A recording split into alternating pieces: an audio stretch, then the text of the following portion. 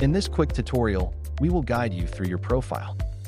To find your profile after logging into the app, simply click on your name.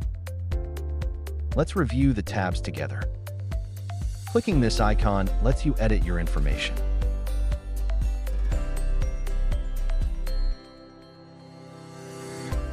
The Signature tab is where you add your signature, which is used to sign and approve requests such as work orders or invoices.